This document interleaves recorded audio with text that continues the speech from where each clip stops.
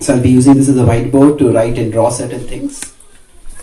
And I'll speak broadly on the topic of some life lessons from the Ramayana. So this will be a two-part series. So today I'll talk about 3 points. Basically, I'll talk about how stories like the Ramayana can be approached. So we'll discuss 4 approaches which can help us understand and benefit from this scripture. Then I'll talk about the specific topic I'm going to discuss is about anger. How anger arises and how to deal with anger. So we will discuss examples of anger. And then lastly we'll discuss about how anger can, most often it goes in a destructive direction, and how it goes in that destructive direction, and how also anger can be made to move in a constructive direction. So this part about the 2 trajectories of anger, mostly we'll be discussing this tomorrow. But when we're discussing examples of anger, we'll also be discussing the causes of anger over there. How in different characters the anger arises. So let's begin. Now, how many of you have never heard of the Ramayana till now? Okay. Most of you have heard something about it. So, the Ramayana is ancient story. It is called Itihas. It is history. At the same time, it is not just history. Many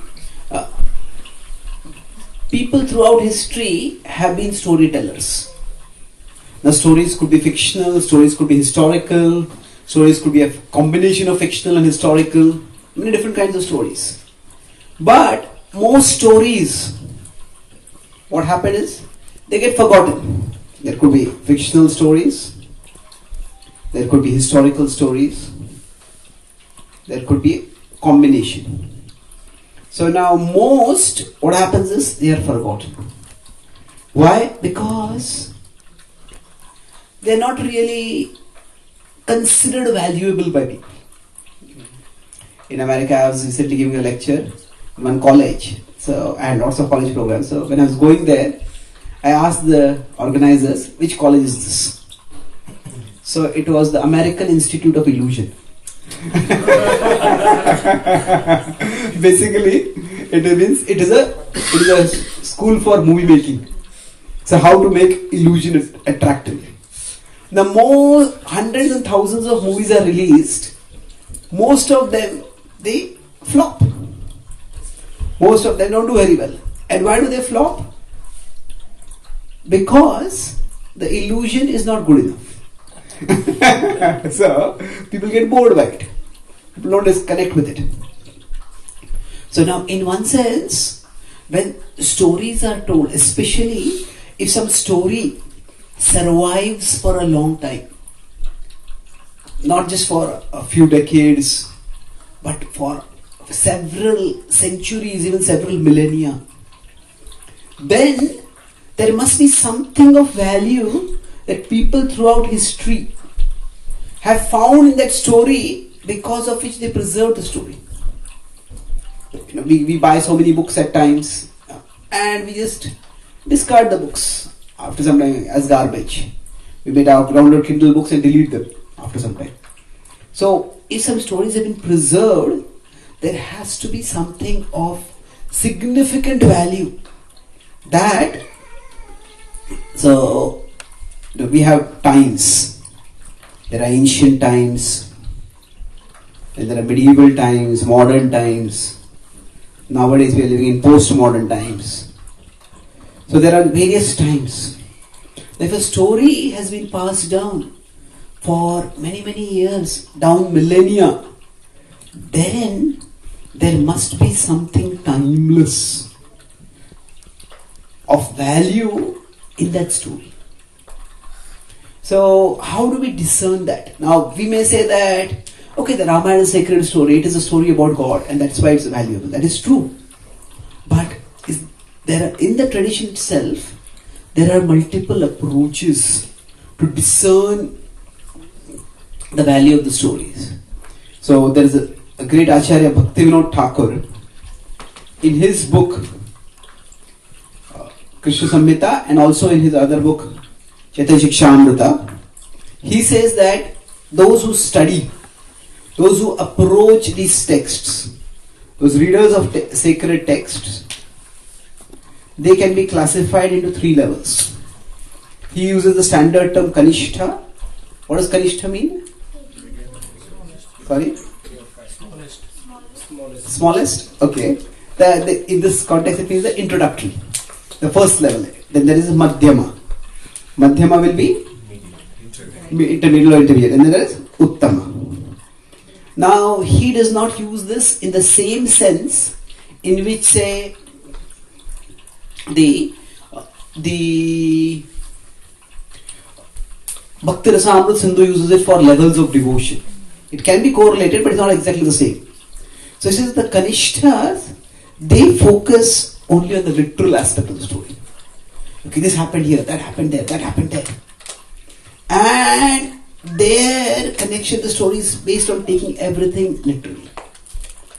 Now, when this happens, it's like if somebody is watching a movie or reading a novel, then many times if there are reviews of these, there is sometimes this is a spoiler free alert review or spoiler alert, they say.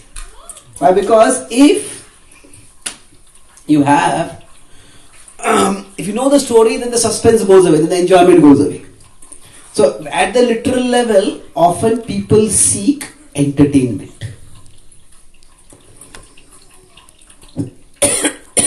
And stories like the Ramayana are sacred, and even if entertainment is sought from that, it is a pious form of entertainment. It is uplifting. And it's at the Madhyam level, people look for non-literal readings.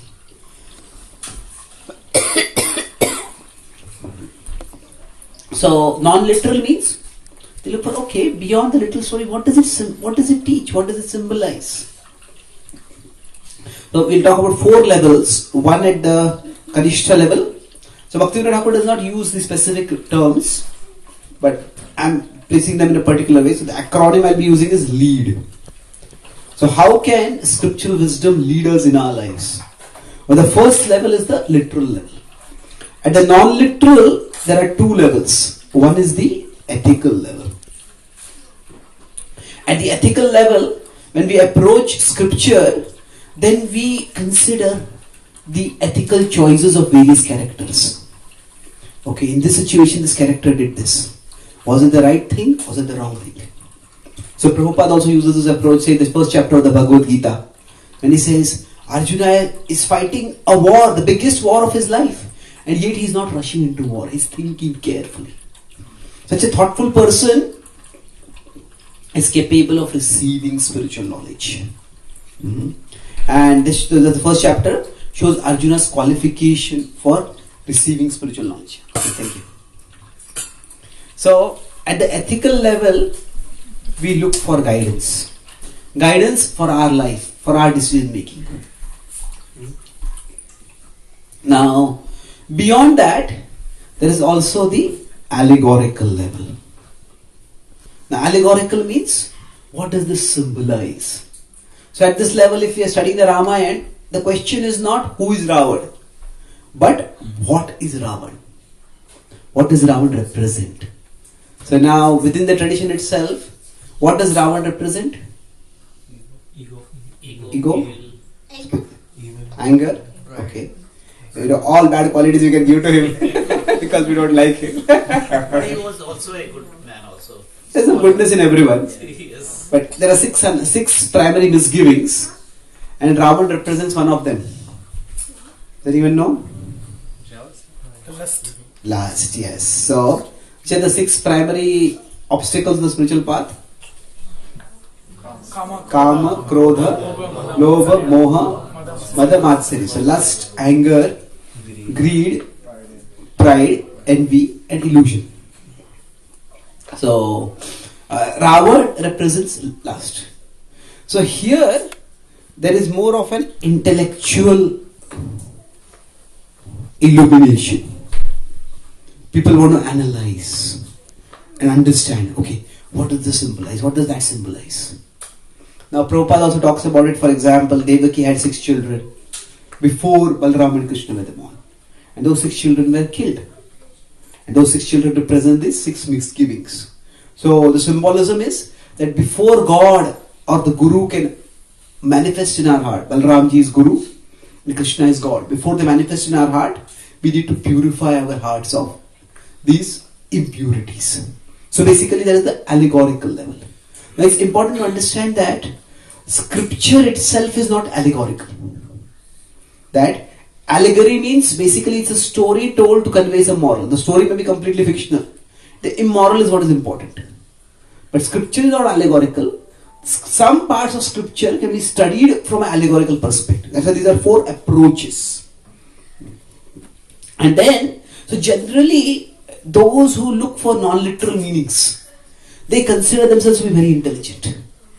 And they think that people are just looking at literal stories. They are little, they're naive, they believe these childish stories, they can't think deeper. And Bhakti Vinod Thakur pats them on their back. Yeah, it's good that you are looking for deeper meanings. But then he says that the non-literal is not the highest. Beyond that, at an Uttam level, there is a devotional reading. So that's why L-E-A-D. A devotional or transcendental level means here we see that everything that is happening is a Leela. It is orchestrated by the Lord's arrangement for the purpose of purifying us, for the purpose of elevating us, for the purpose of reciprocating love. So in this level we see that, so here basically there is simply ecstasy. What happens at this level? A person just says, oh, how Krishna loves the devotee loves the Lord. So Prabhupada, for example, talks about the devotional level in Bhagavad Gita as it is when he states that Arjuna's illusion was actually orchestrated by Krishna so that Krishna could speak the Bhagavad Gita. So this is a devotional level. Now each of these approaches has their value in learning from scripture. So at any level, if we approach sacred books like the Ramayana, the Bhagavatam, then we can be purified. So all of these, a common denominator for all of them is any approach is going to give us purification because we are hearing about the Lord. But the extent of the transformation that will follow after the purification, it's like one time we go and take a bath and after that we never take a bath. Then it's not, we are not going to stay very clean. So the extent of transformation that can happen will be much more if we go deeper, just beyond the literal storyline. Those who are sitting there, are you able to see this? Maybe you can come ahead here. All of you can come a little closer also, if you like. So that... I'll tilt it. Sorry? I'll tilt it later. It's possible to tilt it? Oh, that's clever. Oh. Let me do this.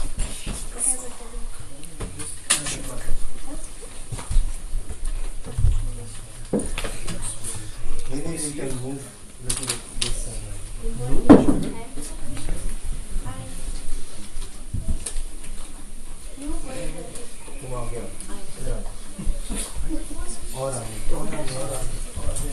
I can move a little bit here. You want to move this further? Oh, that's enough. Are all of you able to see?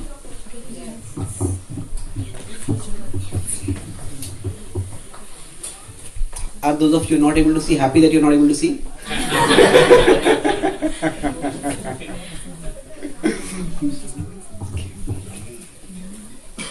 So now each of these approaches can have its value. For example, children, they just like to hear exciting stories. And the Ramayana, the Bhagavatam, it's filled with nice stories. And some people may not be very interested in analysis. They can hear the stories and they can be benefited. Those people who are more thoughtful, they are more analytical, For them, okay, story, I've heard the story, what more? They may want something more, and then the non-literal approaches are there. So, based on this introduction, now let's look at how, at an ethical level, we can learn about anger management. So, I'll talk about a few instances where a person gets angry in the Ramayana. Those of you who know the story, can you think of examples where somebody gets angry? Lakshman, yes. Lakshman is known to be a person who gets angry quite quickly. Yes. Which example are you thinking about Lakshman? When Ramji was... Okay, go ahead. Yes, please. I was saying Ravan. Ravan, okay, let's come back to you. Yes, Lakshman when? When Ramji and Lakshmanji were in the forest, and when Bharat was coming, so he just got angry that Bharat is here to fight with Lord Ram. Yes, he suspected Bharat. So Bharat came with a full army, and he thought that this Bharat's mother had Ram exiled, and now this Bharat has come with the army to execute Ram. And he was enraged. Yes, thank you. Yes, Ravan. I was saying Ravan. When? When the Hanumanji went on the Lanka and burned the Lanka with his tail. That's good. Wonderful. If you can answer like that, nobody can be angry with you. Thank you. So when Hanuman burnt Lanka. So anyone else gets angry anytime? When Sugriv were not answering Ram's call after Bali was killed, like after a 3 months period. A 3 months period Yeah, of correct. like he was not answering. He was more interested in his on his Ras Leelas. And then Okay. Lakshman was sent to ask him Yes. what's happening about a promise. Yes, so we could say thank you. So Sugriva's delays and their dalliances. He was just enjoying things over there. So that irritated Lakshman. Yes? Yeah, when Bhagwan Parshuram was angry on Bhagwan Ram for breaking the Shivanush. Okay, so Parshuram, he got angry with Ram and Ram broke the celestial bow of Lord Shiva. Yes. That was at the time of Sita Swayamvar. Yes, thank you. Anywhere else? Shurpankha, okay. Shurpankha got angry when her nose was cut. Okay. Yes, that's true. Kumbhakaran. When he was woken up from his sleep, and when he got Are you telling from experience?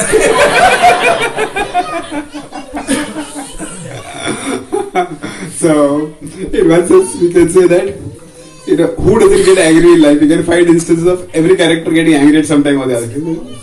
Kumbhakarna when he was woken up. Yes. As soon as he woke up, he just started devouring whoever is around him. He was so hungry. When Ramchandji was praying to Samandar, Yes. then Samandar was not listening and he Ram. got the bow and fought to Yes. The non-responsive ocean. ocean. When the sea was not ready to part the way to let Ram go, then Ram got angry. Yes. We'll come back to you 1 minute. You had something in mind? I was saying. Oh, same. Okay. Yes. Kaikeyi. Okay. When did she get angry? She got angry when I don't quite remember why she got angry, but somebody told her something about her son and Ram when he was young. So that's why she said in anger to send Ram's father to Ram, so to the forest for 14 years. Excellent. So Kaikeyi, when Ram was to be coronated. Coronated means when he was supposed to be made the next king. And she wanted her own son, Bharat, to be coronated. Okay? Yes. Right. Hanumanji. Sorry? Hanumanji. Hanuman. When was this? And Sita was there in this Ashok Vatika. She was irritated and he got angry and he burned the whole Sri Lanka. Yeah, Hanuman burned Lanka. It's true. He got angry in Lanka. Now there are a series of events which first annoyed and then irritated and then finally enraged him. So what triggered his anger was eventually when Ravan started minimizing Ram's power. So when he was in the court, so Hanuman went through a lot of emotions. First he was just upset to see how Sita was in such distress. And then when he went to the palace of Ravan, or the court of Ravan, and he tried to give warning to Ravan. If you don't return Sita, you will be destroyed. So he was irritated by that time because Ravan was not listening. But instead of listening, Updesho hi murkhana prakopayana shantaye. That when foolish people are given instructions, they don't become pacified, they become enraged. So when Ravan was not ready to listen. Ravan started minimizing Ram and started insulting Ram. So that was the time when he became enraged. He said, hey, Ram is just an ordinary human being, what can he do? That Hanuman decided, I will show you a sample of what one servant of Ram can do. And that's when he burned Lanka. Jatayu. Okay.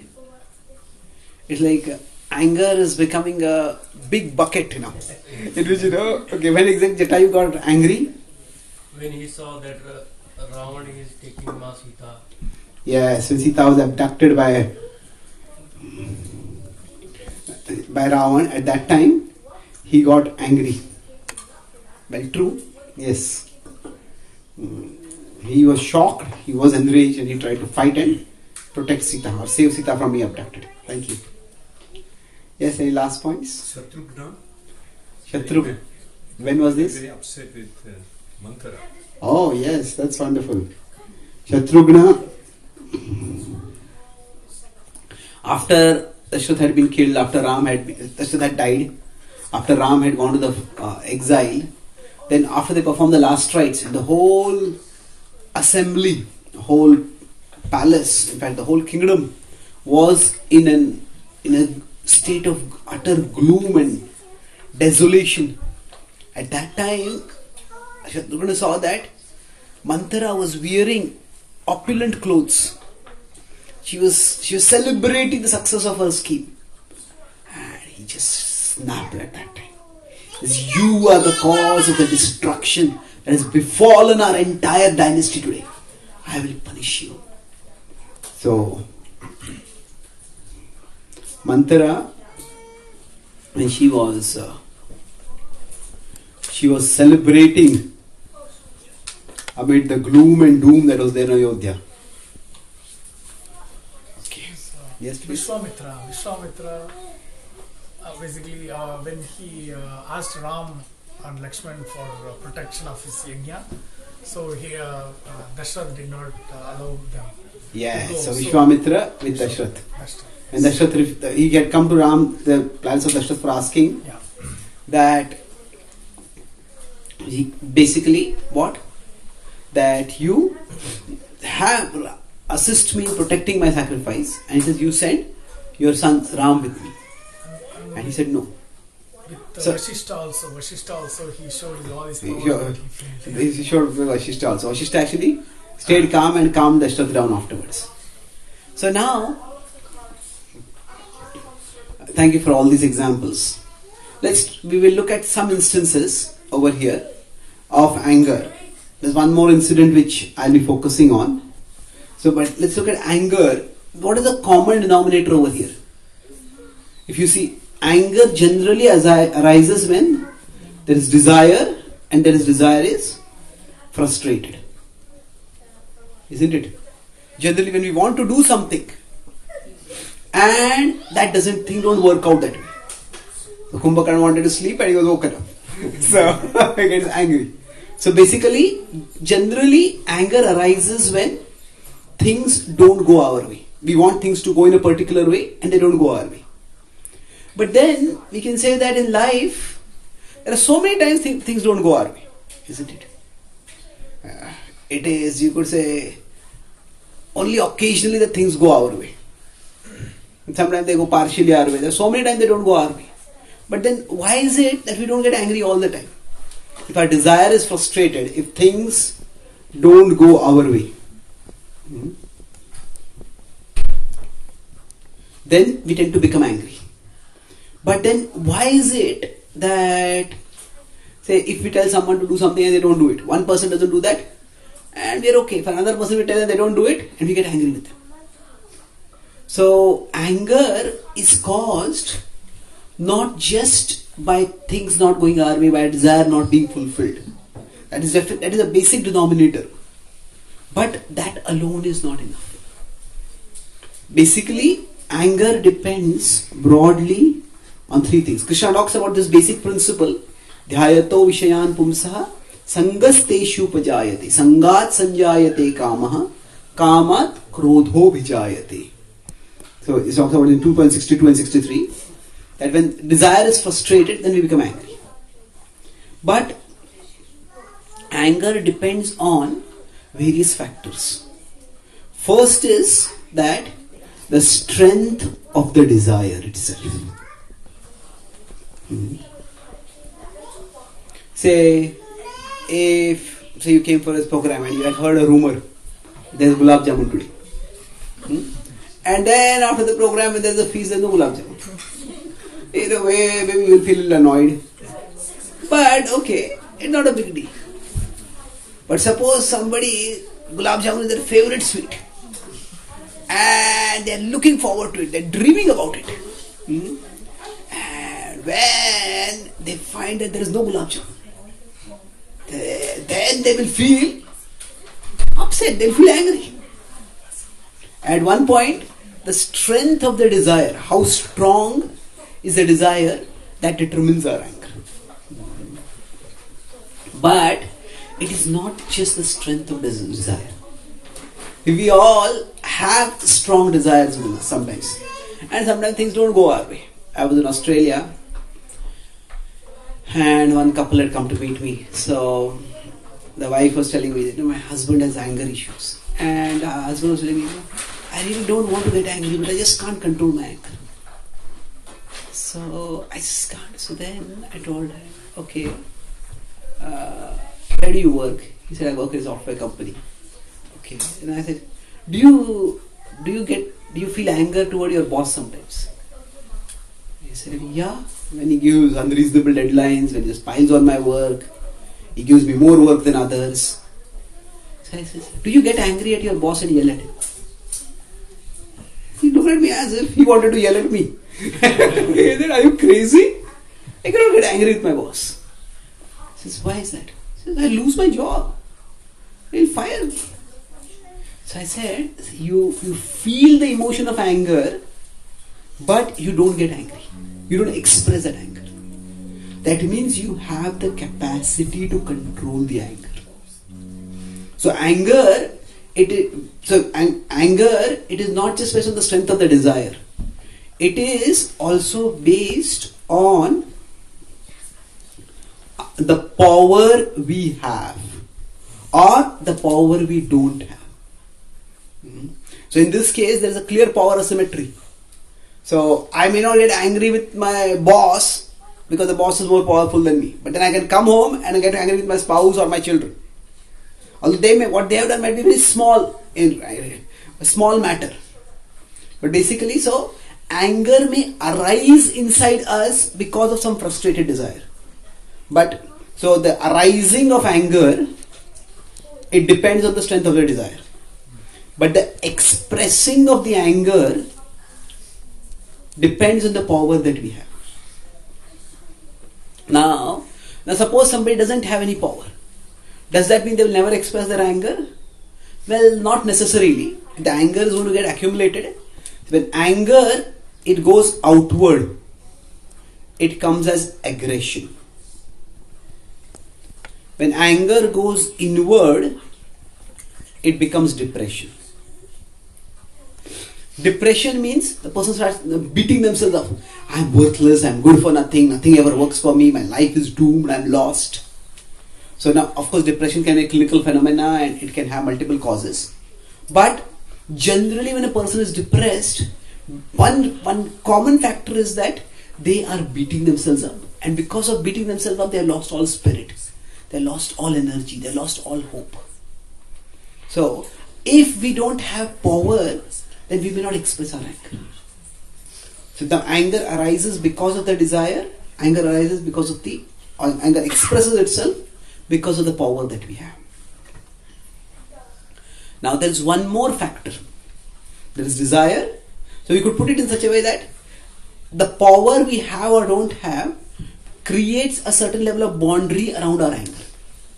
The boundary might be that I just keep it inside. Sometimes we may be angry and we may not even show it on our face. Sometimes we may show it on our face, but we do not let it come out through our words. So basically, the power, especially if we put it, when we are powerless, then that creates some boundaries around our anger. And then third point is that, so now what happens is sometimes a person may not have power today, and then they may get power after some time. And then they may express their anger. And then the anger may come out in a very ugly form at that time. We look at one story in the Ramayana which illustrates this. Now apart from this, so generally speaking, say, we have a particular desire, we want to do it. We want to do a particular thing. We want to buy something, we want to do something, get somebody to do something. When they don't do that, and then we have a certain level of power or don't have power based on that we express our anger. Now, along with that, there is one more important factor. Now, power can mean many different things. Power can mean, say, the particular relationship that it is. The power could also mean, say, the external resources that we have. Say, all of us may get angry, we may yell at someone. If the President of America or the President of Russia get angry, they can nuke an entire country. So different people have different degrees of power. But beyond that, one more thing that determines the expression of anger is the culture that we have. Now culture, it can refer to habits. It can refer also to our upbringing, our nature. It can refer to the impressions that are there inside us. Basically, it depends on how we have in our past expressed our anger. So, it is that if somebody has a culture where, okay, they may get angry, they may raise their voice, but they will never speak foul words. They will not speak swear words. So then, even if they get angry, in one sense that is a boundary. That boundary is not created by lack of power. Anybody can speak swear words. But they don't speak because that is their culture. Somebody may get angry and somebody may be powerful. They can beat up the other person, they are angry. They may have the power, but their culture, their habit, their nature, their impressions, no. We cannot do that. I'm not supposed to do that. So basically, we could, Does Tamaguna fall under the culture? Tamaguna? Yeah. Well, yes, you could say that the modes do influence how we function. So now see, the modes occur at various levels. So the modes can also influence our mood at a particular time, but the modes can also influence our overall behavior, isn't it? Like even a person who is normally sattvic or rajasic, they might have a tamasic movement when they might act in particular ways. But overall, people have a certain way of functioning, a certain way of living, then they act accordingly. So basically, if you wanted to depict it diagrammatically, say if I am at one level, if I am here and then I want to go in this direction and some obstacle comes over. So this is basically desire frustrated.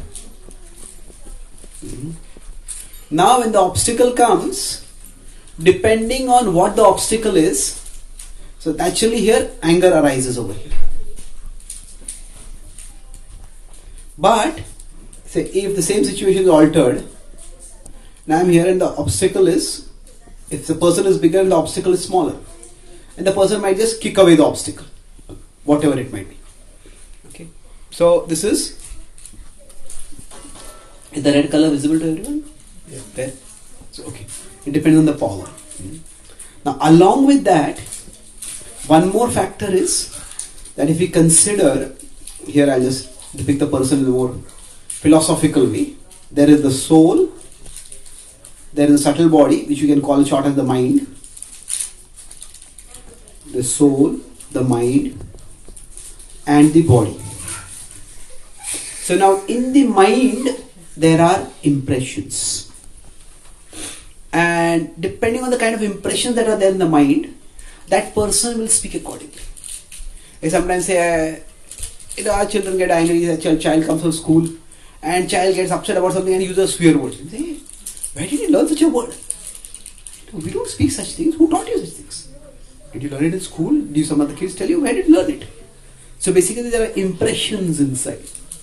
So these impressions, they also determine the expression of anger. So this is called in Sanskrit as samskar. And the word samskar can also be written in English as samskar. Everybody has some or the other scar in their psyche. And based on that people function. So these three factors broadly determine how much a person will express their anger. How much they will express their anger. So now, when anger arises, the basic denominator is desire is frustrated. But after desire is frustrated, based on our power and we could say our nature. Like somebody has a short-tempered nature. Then somebody says to be short-tempered is bad. But to be short-tempered and powerful is a far more deadly combination. So, I just came from America a few days ago. In America, there are this tragic gun shootings. School shootings with guns. So now kids get frustrated in their lives and they get angry because of something. Now everybody's life is tough. Teenage is a time of turbulent emotions. Everybody get angry, but some people they just take a gun and go about shooting spree against innocent people, and they may start killing themselves also. So to have too much power too early is also dangerous. So basically, if somebody has power without culture, without nature, without discipline, whatever word we want to use, I'm using it in a very broad sense over here, then that can be doubly dangerous, especially if they are provoked. So, in this context, now let's look at one story from the Ramayana which illustrates how anger works destructively. And then so today I'll talk about briefly the story, and then tomorrow I'll talk about the how anger can be resolved. So this is the story of Vali and Sugriv. Vali and Sugriv were brothers. Vali was the elder, he became the king, and Sugriv was the younger brother. Now there's an elaborate story, and I'll just mention the story briefly over here. But basically, between the two of them, a misunderstanding arises. Vali and Sugriv go out chasing a particular demon, Mayavi, and that demon hides in a cave. That cave happens to be like a catacomb, a series of caves in the underground. Vali goes inside, tells Sugriv to stay outside. Sugriv says, let me come in. There might be something fishy going on over here. Both of us together will take down the demon And if he has some assistants who try to ambush us, I'll be there to ambush you. I'll be there to protect you. I said, I'll take care. Don't worry. Just stay outside. Don't let him slip away from some other way. So Sugriv reluctantly stayed outside. And he's waiting and waiting and waiting. And then finally, while he's waiting, it's just silence. When there is silence, it can mean many things. Like if somebody is giving a class and there is complete silence,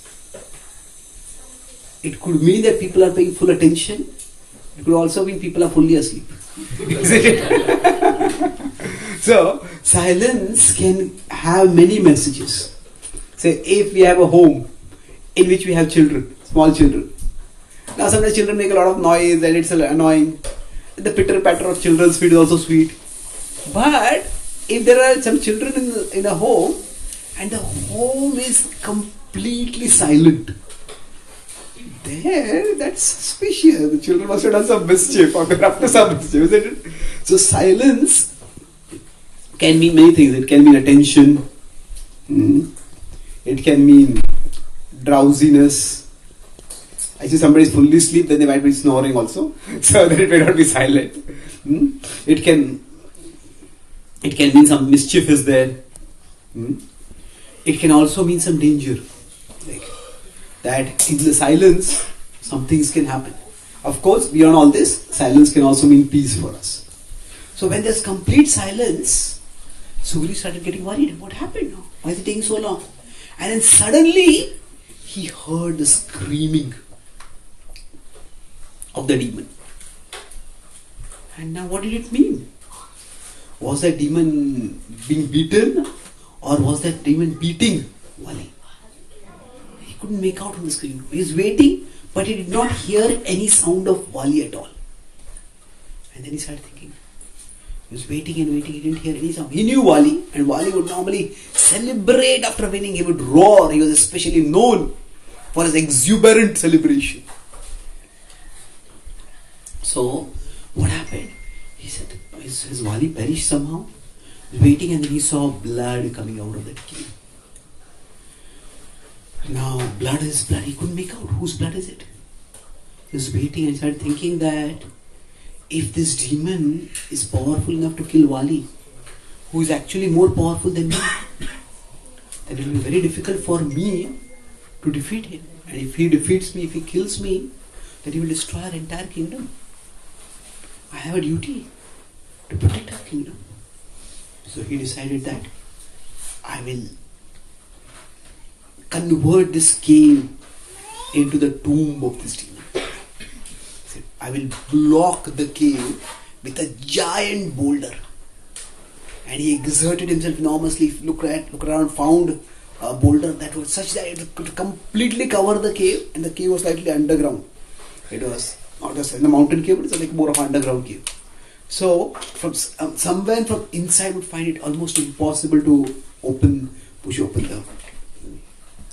the boulder aside. And then he came back. With a heavy heart, he informed the citizens and the courtiers what had happened. The whole state went into mourning. And then after that, the courtiers told him that Wali's son Angad is too young to become the king. You have to become the king. He reluctantly agreed. Because they said a kingdom without a king will be attacked, will be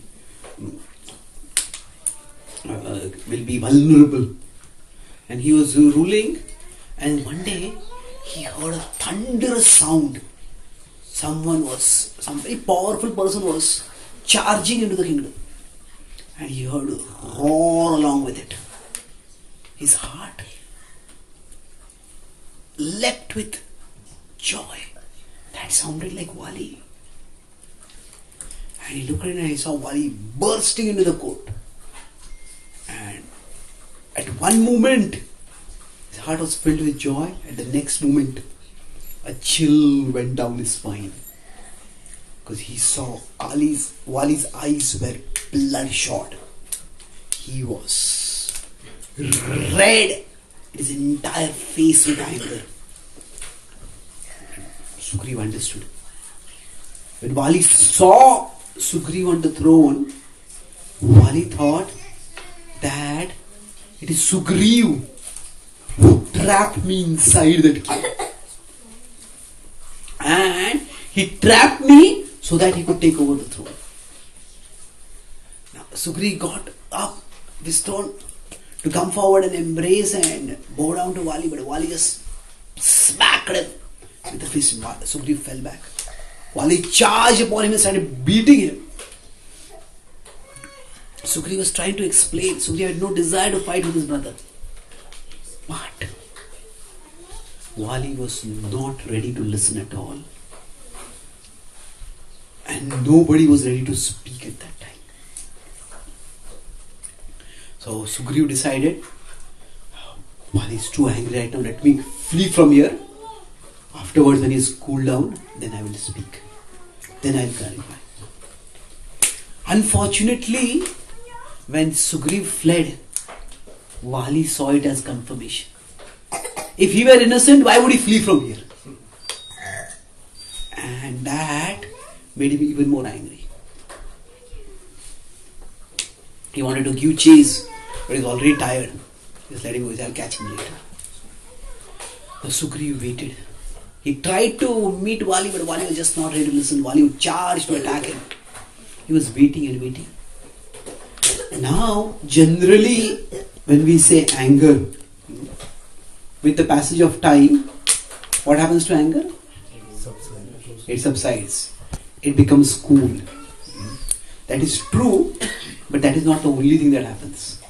If too much time passes, anger doesn't become cool, it becomes cold. Now what is the difference between cool and cold? When anger becomes cool, in both cases, when a person becomes thoughtful. Anger is a very expensive emotion. Psychologically and even physiologically. Nobody can be angry for a very long time. So the anger has to go down. But when the anger becomes cool, at that time the person becomes introspectively thoughtful. What exactly happened? Did I do anything to provoke this person? How might I have contributed to this? But when anger becomes cold, the person becomes hatefully thoughtful. What do you mean hatefully thoughtful? The person becomes filled with hate. Generally, at the level of anger, a person is impulsive. There's a rush of blood. I'll do this, I'll do that. Now here, the person becomes calculating.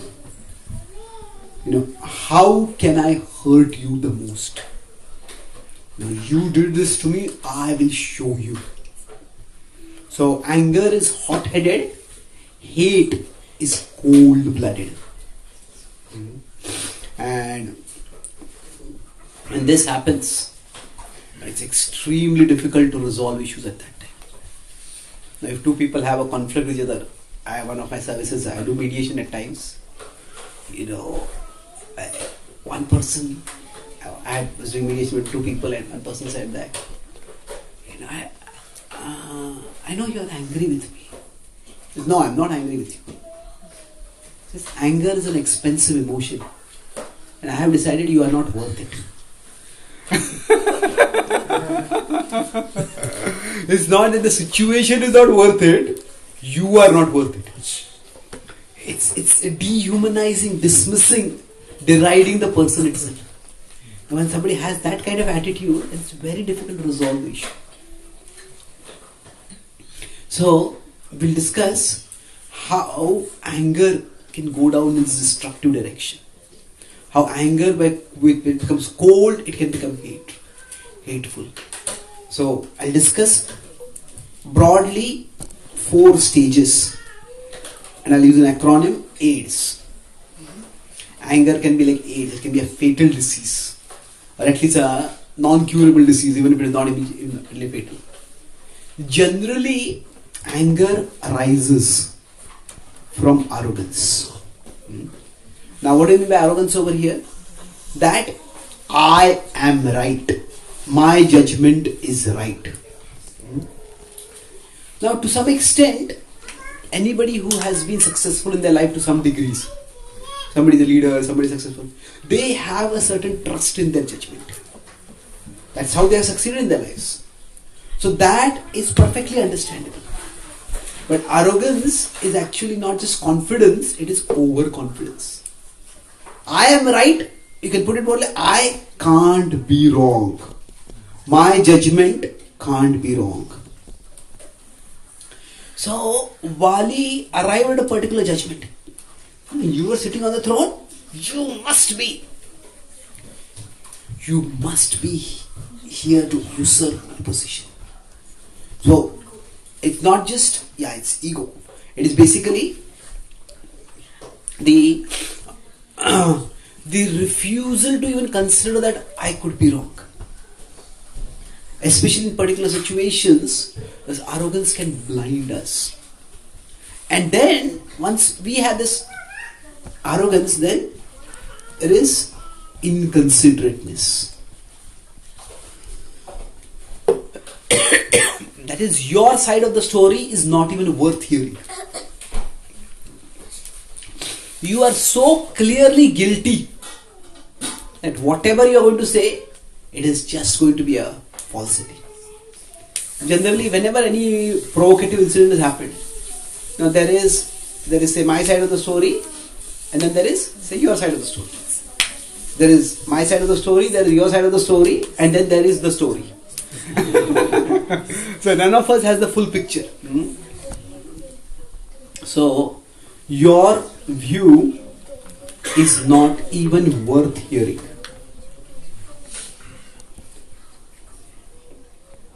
Now arrogance at one level, so I put this in a downward direction. So basically each of these starts making the anger worse and worse and worse. That he did not even give Sugriva a chance to clarify. So somebody will say, whenever you clarify, you will just spin a tale. And then you will try to justify, you will try to mislead. Okay, that's possible. But they had been together, they were the same family. They had been together for decades. They had fought many wars together. Sugriva had always been faithful to him. So if Sugriva had turned against him like this, at least he could have heard, what happened? Why did you do something like this? So even when people's actions are not worth accepting, still their motivations are worth understanding. Their actions are maybe unacceptable, but still understanding, what were you thinking? Why did you do this? So that gives us some glimpse to understand whether the person, was it just as a mistake? That person has a evil heart. Why did they do something like this? So basically, action may be completely unacceptable. You could never do like this. But still their motivation, their reasoning, nobody does anything. Even when somebody says some action unreasonable, even an unreasonable action has some reasoning behind it. Now the reasoning may not be sound, but even if the action is unacceptable, the reasoning is still worth understanding. Because then we get to understand the person. But then after this, what happened was even worse. So generally when there is anger, like earlier talked about, there are barriers that come to the expression of anger. So I may get angry with you because you didn't do something that I told you to do, or you did something the opposite of what I wanted you to do. And that's natural. And I am so angry with you, I am not ready to hear you at all. But then we don't just live in an isolated world where only I and you are there. There are other people around. So this is where things started becoming dark. There is dismissiveness. You are all naive fools. You don't understand how cunning and deceptive this person is. So basically, when the other courtiers even Wali's own wife, Tara, told him, it's all a misunderstanding. He said, you are so gullible. He tried to kill me and then he spun a story. You don't understand it. You are supposed to be on my side and you are taking his side. So, when one starts becoming dismissive of other people's opinions, then basically we have no way of looking at the world except through the picture that is created by our mind. So my mind has created a picture and oh, this person is a terrible person. But maybe there is something more to the story. But if I am just not open, I am dismissive of everyone else's opinions. You are on that side. How dare you go on that person's side? I will never hear you again. This is where that person just becomes it becomes impossible to resolve that issue at this point. I remember I was on mediation and then this one person told the other, I can see that you are very angry with me. Can you tell me what have I done to make you so angry? And the person said, you exist. Now, if somebody starts doing like this, what can you do? You mean you want me to stop existing just so that you will not be angry? Now, that is outrageous. But this is not the worst case. The worst case, last thing that happens is self-righteousness. Self-righteousness means that what you did was so terrible that you deserve to be punished. And whatever I do to punish you, that is right. So basically, self-righteousness in this case means the ends justify the means. The ends is that punishing you.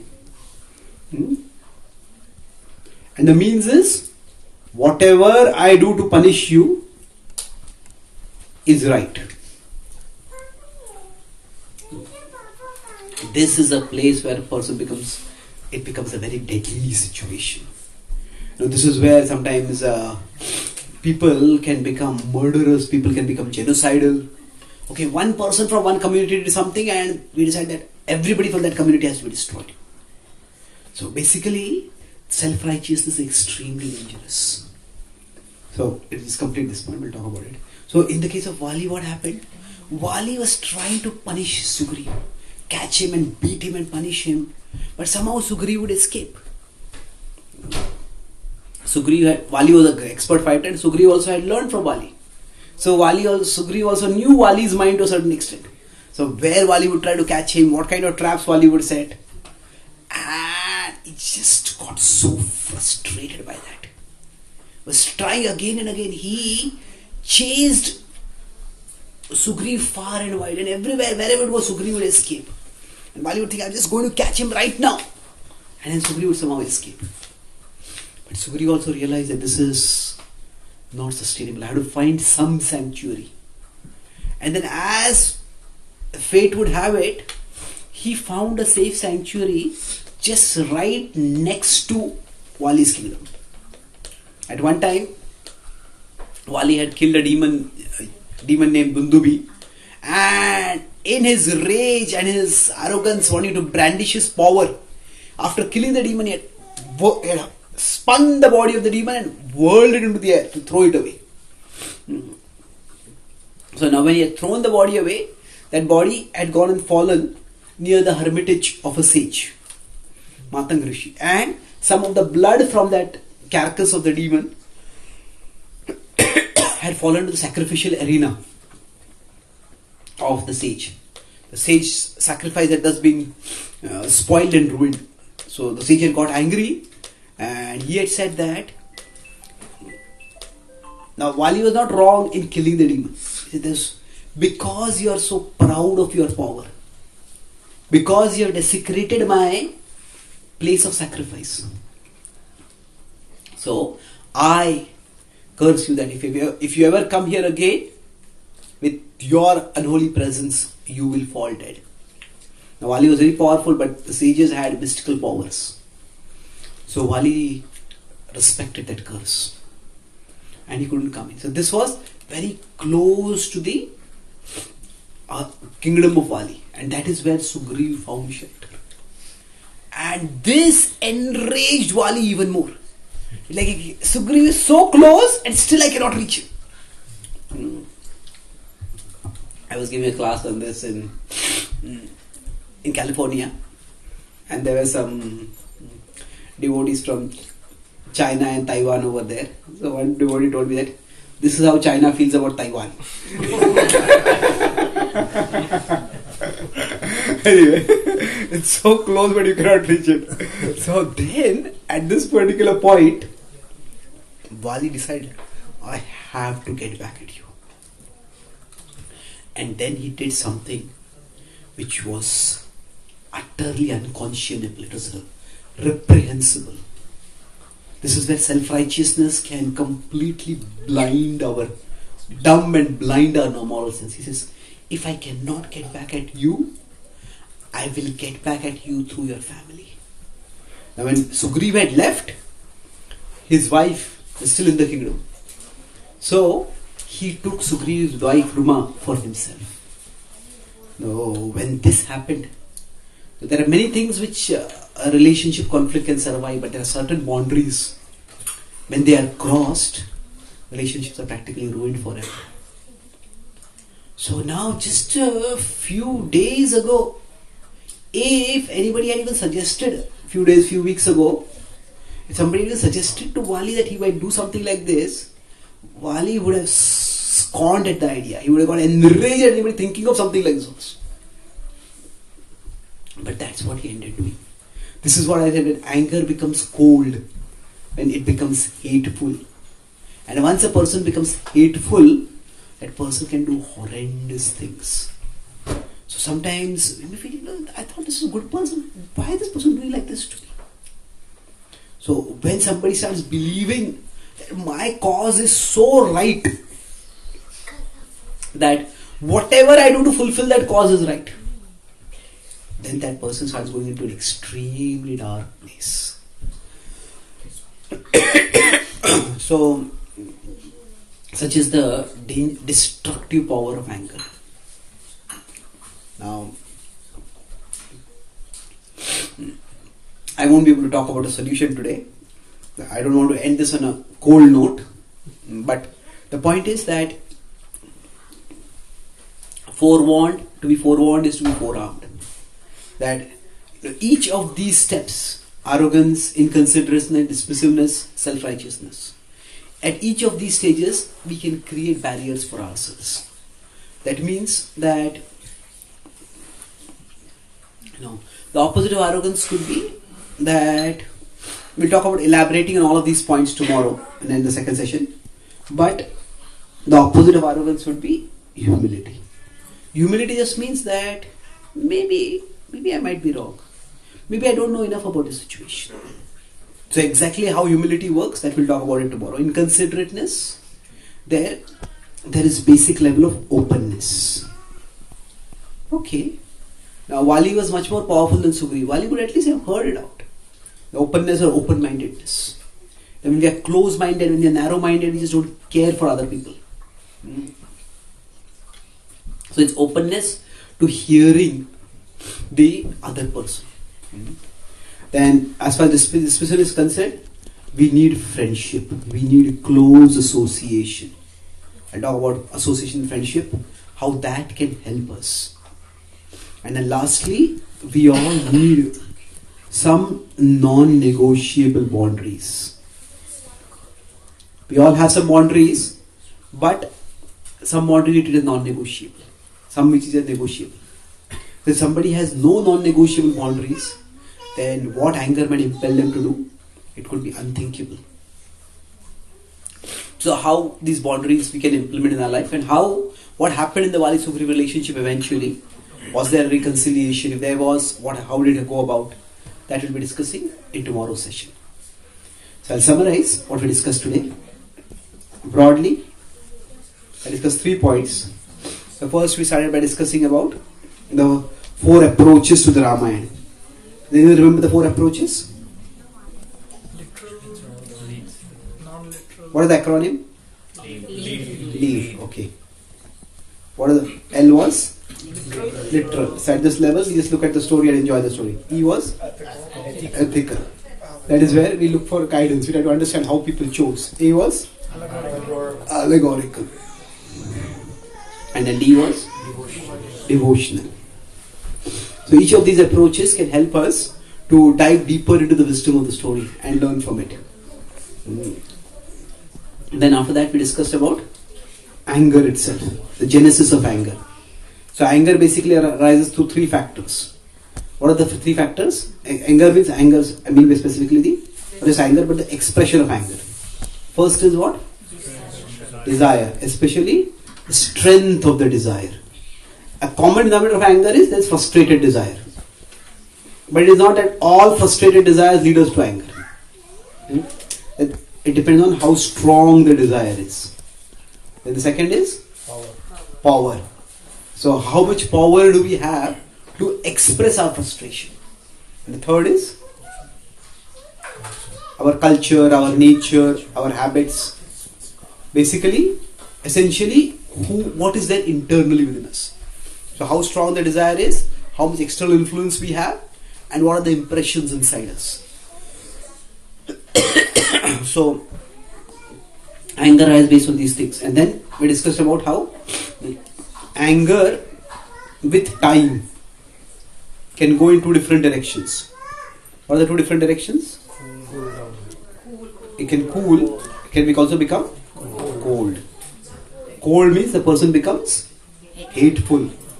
So the person becomes, it can say peaceful, but they are hatefully peaceful. They are not thoughtfully peaceful. They are not retrospectively peaceful. And how does this happen? We discussed with the Vali Sugriv story in 4 stages. How a person might become hateful. What are the first stages? First stage? What are the acronym over here? AIDS, yeah. So A is arrogance. What does arrogance mean in this context? I can't be wrong. Yes. And I was inconsiderateness. That is, your side of the story is not even worth hearing. Then dismissiveness. That is, anybody who supports the other person, that person is a naive or is evil or is against me, whatever. The last is self-righteousness, where you are such a terrible person that whatever I do to punish you, that is not terrible, that is right. So this is a very dark, this can take us a person to become hateful. So this is the place where Vali ended up in his misunderstanding with Sugriva.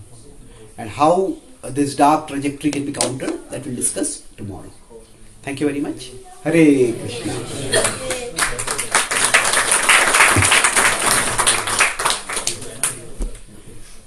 Questions? Yes. Actually, this anger, right? It again, it can be controlled by maturity with experience and like knowing the context behind what we are discussing, right? So how that relates over here. Yeah, I think that's the, if arrogance is not there, then okay, if something has happened, then what exactly happened? Let me try to find out first. See, what anger does is, anger, it gives us a sense of false certainty. This is what has happened and this is the solution. So, by inquiring more, definitely the anger can be countered. But anger, when that surge of anger comes, one feels there is no need to know anything. So that's why it becomes a problem. But yes, definitely if we clarify, we try to understand, then anger's power can be subsided.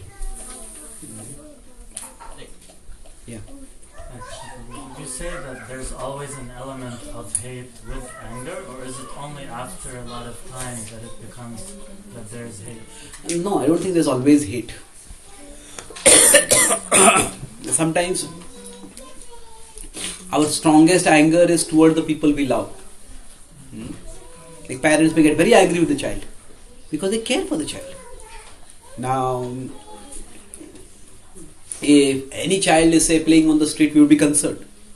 But if it's not our child, then we may still try to get the child off the middle of the road. But if our child were playing in the middle of the road, we will get angry. We were angry to protect the child. So anger can very well be an expression of love also.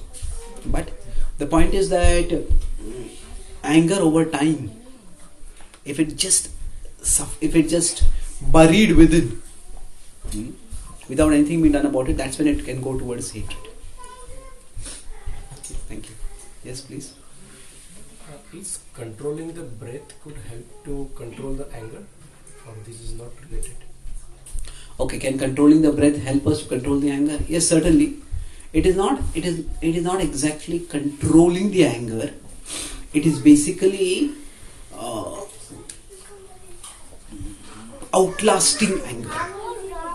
See, what happens is, when anger comes, we consider anger comes like a surge.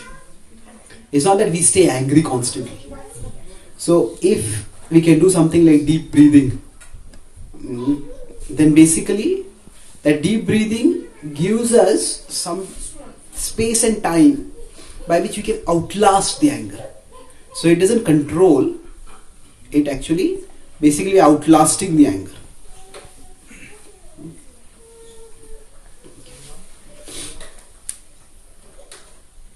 Yes? Relaxing our minds can help us cool down from all of the anger we had. Can relaxing our body help us to cool down the anger? Yes, definitely. Yeah. So basically, see, anger arises in the mind, but it expresses itself in the body. Now, removing it from the mind is very difficult. But Krishna says, Tasmat tvam indriyanyado. Start with the senses. So basically tomorrow we'll be discussing about it. Anger. We'll talk about anger management. There is an outside in approach and there is an inside out approach. So like deep breathing or just consciously relaxing our muscles or sometimes, so that is the outside in approach. Basically the physical expressions of the anger that are coming up, we try to let go of them. And then when we let go of them, then gradually because of that, the inside emergence, that may also subside. Okay. Yes, please. Today in the class, right, we have kids from age like 5 to 12. So one thing which they can take from this class in order to help them reduce their anger, because these days kids get angry like within a blink, right? They're getting shorted. So what would you suggest them to do in order to reduce their anger or not have that anger concept? Okay, so what can kids do so that they don't become angry? I thought this class was for the parents.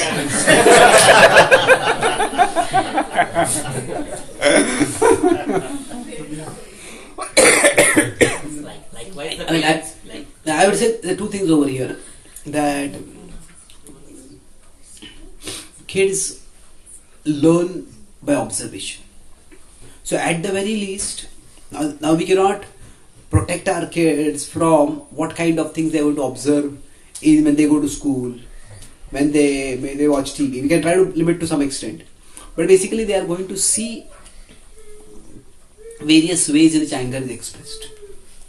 But in general, children, if they are given a sense of boundaries, that is one of the unpleasant aspects of parenting. It is one of the most important words that a child, when is growing up, he or she is growing up, the child has to hear is no. You cannot do this. Say if there are two kids in a family and everybody is sitting for dinner and the food in one kid's plate is over and the kid just puts a hand in the other kid's plate and start taking the food. The parents have to say, if you want more food, you can have it, but don't take from his or her plate. You say, what's the big deal? Just take, we're all the same family. Well, yes and no. If the kid does not learn the sense of boundaries, imagine 20 years down the line, that same kid is working in a company and there's a corporate dinner.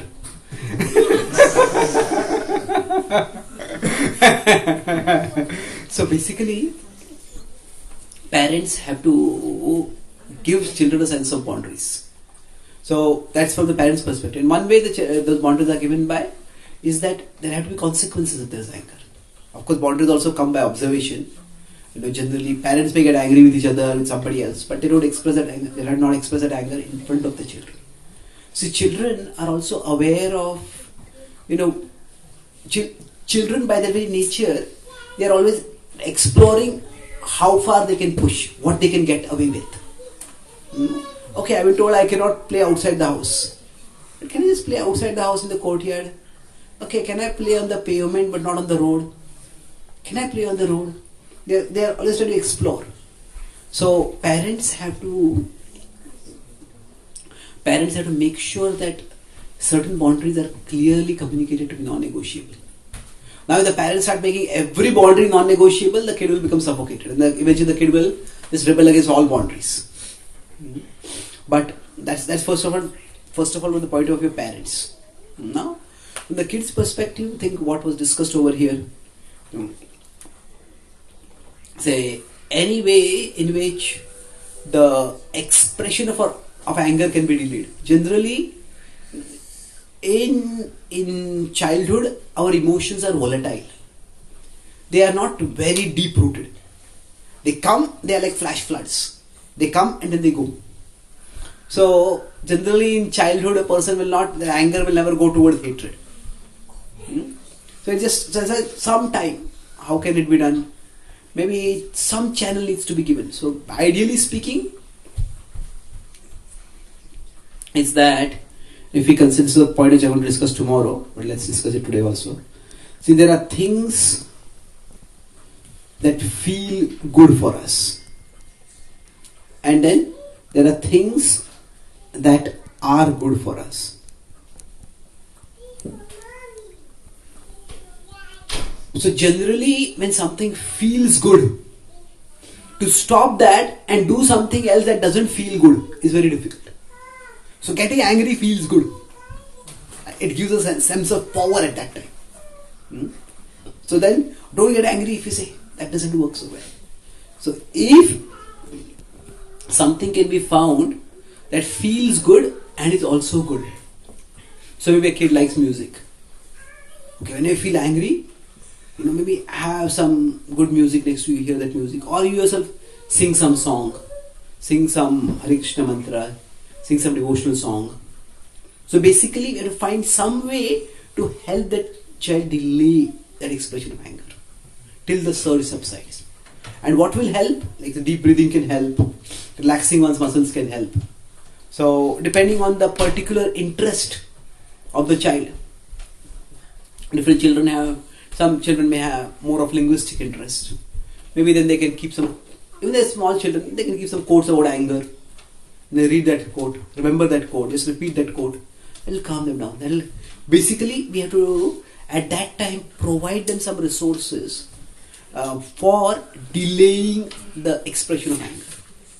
And that may often be requiring a cooperative search on the part of the child and the parent. Not all children may just respond to deep breathing. Not all children may respond to relaxing of muscles. But what might it be? Some children are more visual. Maybe there's some attractive picture. It could be these attractive picture of nature. Just look at that picture and they start feeling calm. So we have to find out individually. Okay? Thank you. Yes, Bhagavad.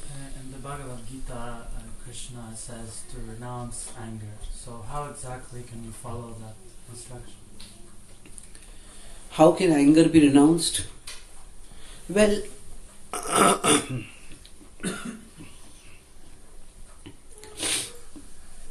generally, the Bhagavad Gita is a book which is just 700 verses. So the Bhagavad Gita is, while it contains universal wisdom, it also is spoken at a particular time to a particular person. It is spoken to Arjuna. So Krishna is also telling Arjuna to fight. How can Arjuna fight without anger? Well, there's a whole worldview behind it. So basically Krishna tells Arjuna, fight, but don't fight to take revenge. Fight for justice, fight for establishing law and order. So basically, anger is an emotion. And we can't wish away that emotion. So what we need to do is, we need to be able to work at ensuring that the expression of that emotion is constructive. So, but we're not, generally when see, in 523 Krishna says, Shaknoti haiva yasodum prakshari vimokshanat kama krodhodbhavam vegam sayukta sa sukhinara. Krishna says that just by our being in an embodied condition, praksharir vimokshan, because of being in a body, we will have desire and anger, kama and krodha. We will desire things, and when those things don't work out, we will get angry. But Krishna says, as we mature, we will become sohum, we will become capable of tolerating the urges of desire and anger. So when he says renounce anger, means not that we will never feel angry. Rather, we will renounce the unhealthy expressions of anger. And how to do that, that's what we'll be discussing tomorrow. Some extent. Any last question? You had a question? Yeah. I would like to understand how is it related to gunas. It seems tamaguna has more anger, and then sattva guna has, as you said, tolerating the anger. Is it about skills, or the desire of anger is less, or how does it correlate? Okay, so how does it relate with the modes? See, the modes is a complicated subject, but let me try to explain briefly. Do you have some lavang or something like that? Lemon? No, not lemon. Clove. Clove.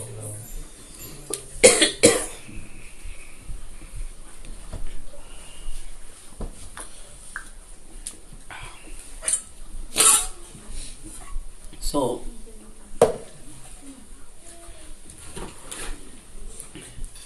the modes are basically like gears. Like say a car or a bike, it can move in different gears.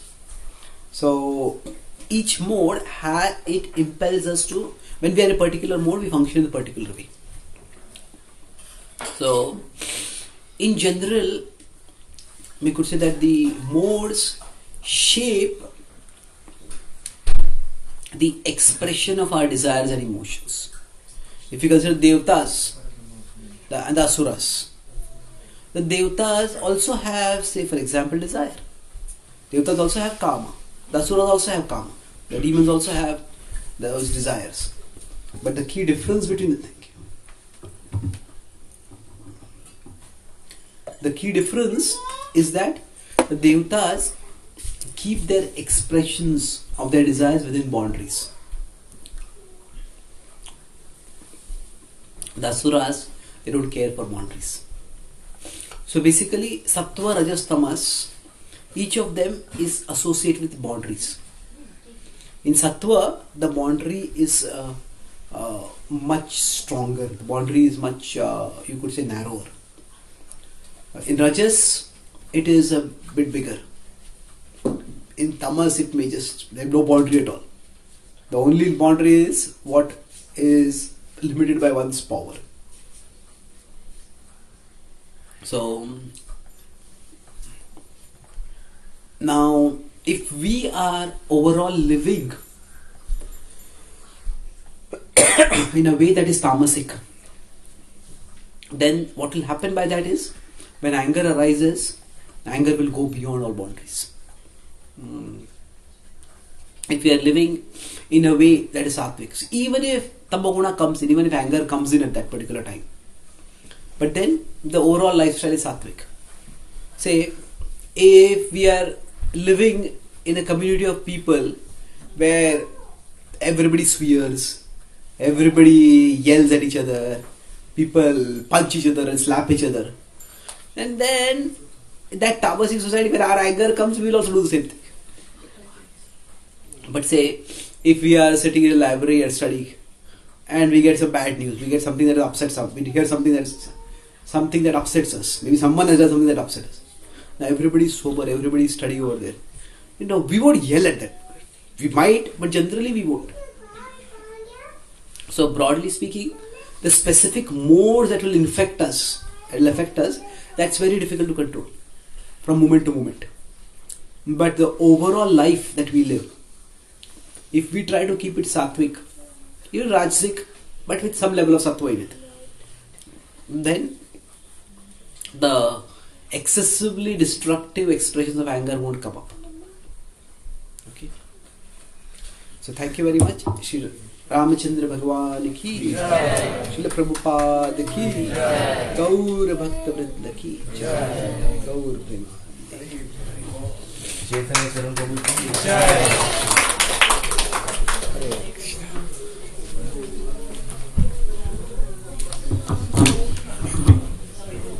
Thank you, Prabhu, for your wonderful class. That was really informative. I've never come across a class like this. Yeah, we are getting a little late, but we will going to continue the topic tomorrow. So everyone, please join us tomorrow at our home. It's not far from here, 5 minutes. So we can leave. We can stay here today. You can stay here today and then just continue.